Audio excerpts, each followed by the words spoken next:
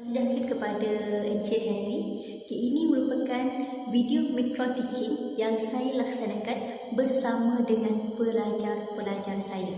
Di mana untuk micro teaching ini saya telah menghantar video-video pendek kepada pelajar dan pelajar akan melihat video tersebut di dalam grup WhatsApp. Dan berdasarkan video tersebut, pelajar memberikan maklum malas mereka dan berlakunya perbincangan di dalam grup tersebut. Baik, ini merupakan RPH bagi micro teaching yang telah saya laksanakan, di mana saya telah memilih mata pelajaran reka bentuk dan teknologi tingkatan 1 untuk kelas 1C. Di mana setelah menjalankan micro teaching ini pada tarikh 18 Februari 2021 dengan bilangan murid seramai 10 orang. Bab yang telah saya laksanakan adalah bab 1, iaitu pengenalan kepada reka bentuk dan teknologi. Di mana dengan tajuk kecilnya ialah elemen reka bentuk berdasarkan produk yang dipilih. Standard pembelajaran untuk tajuk ini adalah mengenal pasti elemen reka bentuk berdasarkan produk yang dipilih. Di mana kriteria kejayaannya pula adalah murid dapat menerangkan elemen reka bentuk berdasarkan produk yang dipilih dengan betul. Objektif pembelajaran pula adalah di mana di akhir pengajaran dan pembelajaran ini murid dapat mengenal pasti elemen reka bentuk berdasarkan produk yang dipilih. Untuk pengetahuan sedia ada murid, di mana murid dapat menyatakan bentuk-bentuk yang mereka ketahui dan terdapat di sekeliling mereka. Pendekatan tematiknya pula ada sains, teknologi dan inovasi. IMK ialah kreativiti dan inovatif, di mana bahan bentuk mengajar yang digunakan ialah buku teks, buku rujukan, buku latihan, alat tulis dan komputer riba. Okey, untuk kemahiran bab 21 adalah bersifat ingin tahu. Strategi pengajaran pembelajaran adalah pembelajaran berasaskan kepada projek.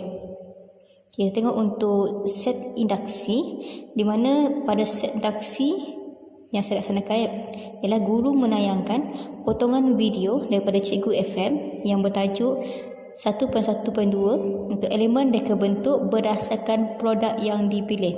Video yang tayangkan berdurasi dalam 38 saat. Setelah menonton video daripada Cikgu FM, guru akan mengaitkan video aktiviti permulaan tersebut dengan tajuk pembelajaran yang ingin disampaikan, di mana tajuk pembelajarannya seperti yang saya nyatakan tadi, elemen reka bentuk berdasarkan produk yang dipilih, dan imbas kembali 7 elemen reka bentuk tersebut. Yang ketiga, guru menerangkan isi pembelajaran dan kaitannya dengan objektif pelajaran dan kriteria kejayaan. Yang keempat, guru merangsang murid untuk mengaitkan objektif tersebut dengan tajuk pembelajaran. Seterusnya, guru menunjukkan satu gambar kepada pelajar, di mana guru mengutarakan pertanyaan secara rawak kepada pelajar berdasarkan gambar yang diberikan. Soalannya, apakah elemen reka bentuk yang ada pada gambar tersebut? Di mana seorang murid dipilih secara rawak untuk menjawab soalan-soalan tersebut. Penugahan diberikan jika murid memberikan jawapan yang salah dan pujian diberikan jika pelajar memberikan jawapan yang betul.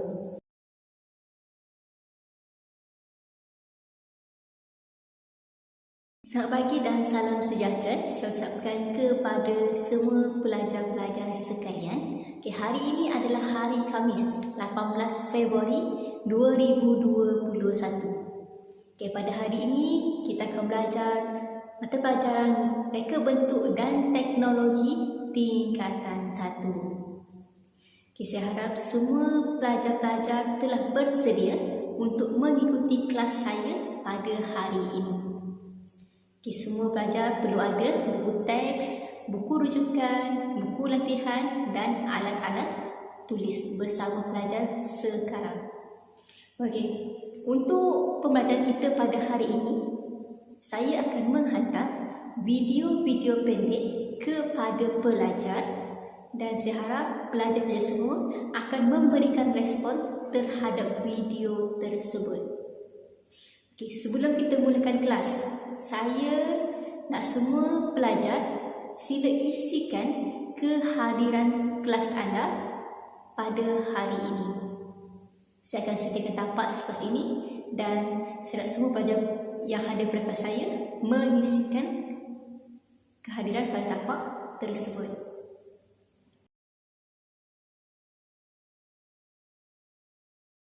Okay, kita mulakan pembelajaran kita pada hari ini. Hari ini kita masih dalam bab 1, iaitu pengenalan kepada reka bentuk dan teknologi. Okay, pada hari ini kita akan masuk dalam subtopik 1.1, iaitu dunia reka bentuk, dan subtopik yang lebih kecil lagi iaitu 1.1.2, iaitu elemen reka bentuk berdasarkan produk yang dipilih. Ini adalah tajuk kita pada hari ini, iaitu elemen reka bentuk. Okey, kita tengok dahulu untuk objektif kita pada hari ini. Okay, objektif ini adalah apa yang pelajar akan perolehi di dalam pembelajaran kita. Okey, pelajar akan mengetahui elemen reka bentuk berdasarkan produk yang dipilih. Itu adalah objektif kita, iaitu pelajar mengetahui elemen reka bentuk. Okay, sebenarnya untuk elemen reka bentuk saya dah sentuh sedikit pada minggu lepas. Okay, di mana pada minggu lepas saya dah terangkan secara ringkas setiap subtopik yang ada di dalam bab 1 ini. Di mana mungkin ada masih ingat apa yang saya telah terangkan minggu lepas, di mana apa dia elemen reka bentuk. Ada tak yang masih ingat?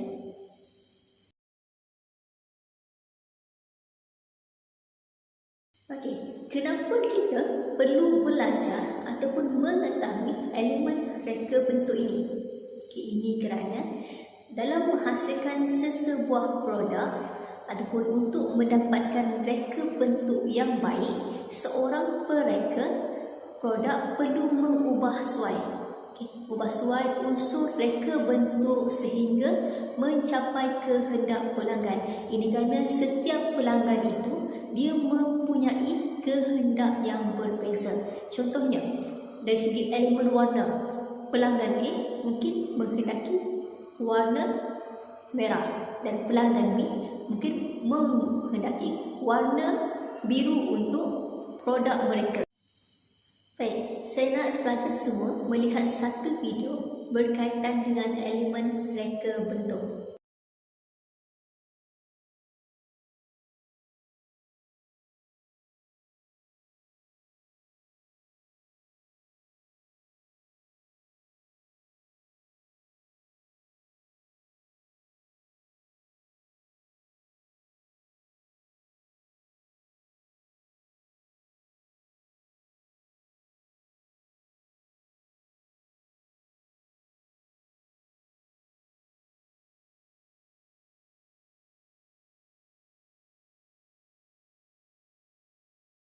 Baik, itu merupakan gambaran secara ringkas berkaitan dengan 7 elemen reka bentuk. Di sini saya nak berikan anda satu gambar.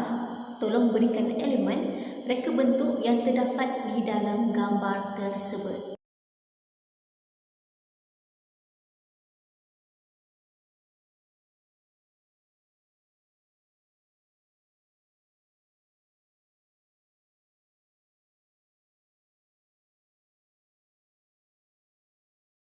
Ini merupakan refleksi untuk pembelajaran pada hari ini, di mana sejumlah 10 orang pelajar telah menyertai kelas, 7 orang pelajar telah mencapai objektif yang telah ditetapkan dan 3 orang lagi tidak mencapai objektif yang ditetapkan. 7 daripada 10 orang pelajar telah berhasil mencapai objektif yang telah ditetapkan pada hari ini. Dan 3 orang pelajar lagi akan diberikan bimbingan tambahan untuk mencapai objektif yang disarankan. Kekuatan untuk pembelajaran pada hari ini di mana pelajar telah melakukan ulang kaji sebelum kelas bermula. Dan kelemahannya pula, perjumpaan secara bersemuka masih belum boleh dilaksanakan akibat daripada masalah COVID-19.